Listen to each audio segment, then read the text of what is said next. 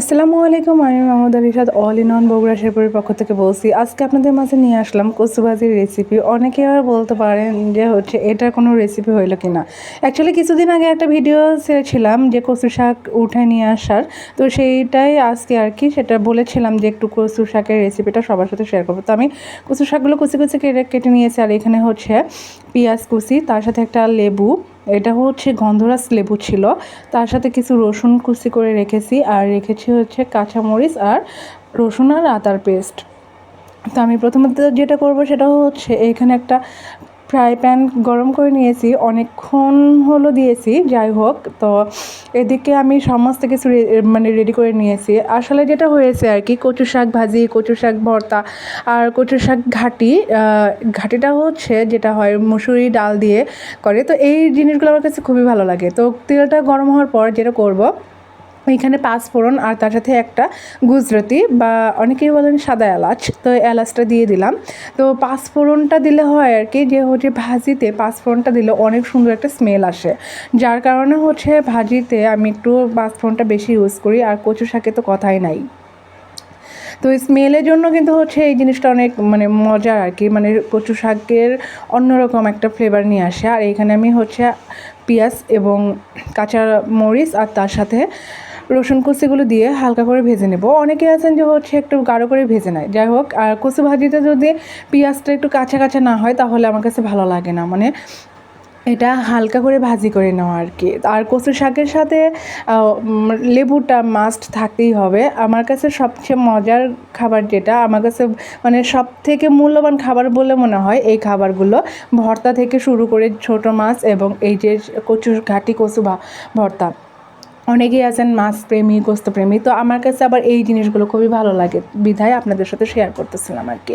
একদম যে বড়লোকি খাবার নিয়ে যা থাকতে হবে, একদম বড়লোকি ভাব দেখায় যে আমাকে চলতে হবে, অ্যাকচুয়ালি সেটা না। আল্লাহ তাআলা আমাদের এই পৃথিবীতে অনেক রকমের শাকসবজি দিয়েছেন এবং আল্লাহ তাআলার নিয়ামত যে এগুলো প্রচুর পরিমাণে ভিটামিন দিয়েই কিন্তু ভরপুর।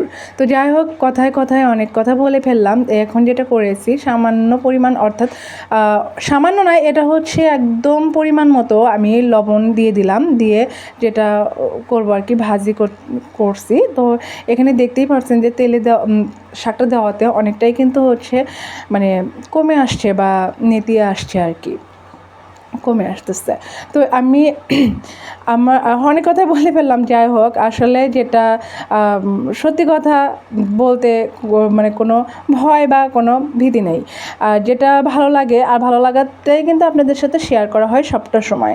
একদম যে মাছ গোস্ত নিয়ে যে সবার সামনে এসে আমাকে একদম রিভিউ দিতে হবে যে আমি এটা করি, এটা সেটা করি, আসলে সেটা না।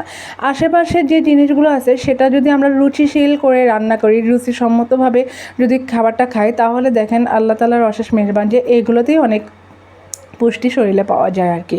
আর কচু শাকে তো অনেক অনেক অনেক আয়োডিন রয়েছে, প্রচুর পরিমাণে আয়োডিন রয়েছে, আর মেয়েদের জন্য যেটা খুবই প্রয়োজন। আর এইখানে আমি একটু হলুদ দিয়ে দিলাম, আর তার সাথে সামান্য শুকনো মরিচের গুঁড়ো দিলাম।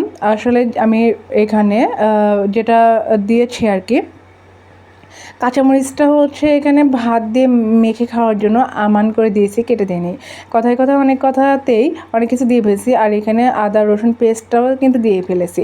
একদম অল্প পরিমাণের জিনিস দিয়েও কিন্তু অনেক সুন্দর রান্না করা যায়। একদম বেশি ভরপুর মশলাপাতি দিয়ে যে রান্না করলে যে রান্নাটা স্বাদ হবে তা কিন্তু নয়। সামান্য পরিমাণ মশলা দিয়ে এবং স্বল্প পরিমাণের জিনিস দিয়েও কিন্তু একটা জিনিসকে কিন্তু খুব সুন্দর করে ফুটিয়ে তোলা যায়, খাবারের কিন্তু স্বাদ নিয়ে আসানো যায়।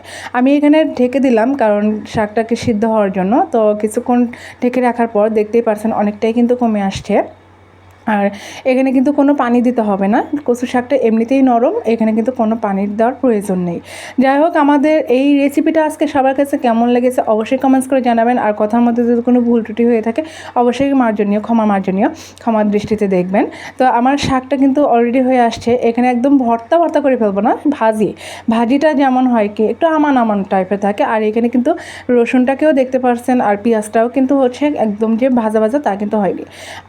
আর এখন আমি যেটা করব, লেবুটাকে দিয়ে দেব একদম পুরো লেবুর রসটা মানে বুঝতে পারছেন গন্ধরাজ লেবুর যেমন স্মেল তেমন রস। তো হয়ে আসার পর আমি দেবো, এটা হচ্ছে দেওয়ার কারণ কচু শাক তো অনেকের আবার গলা ধরে, যাদের অ্যালার্জি আছে তাদের তো গলা ধরে, তো এইটা দেওয়ার কারণে গলাটা ধরবে না আর কি। আর গরম ভাতের সাথে এই ভর্তাটা বা ভাজিটা অনেক মজার।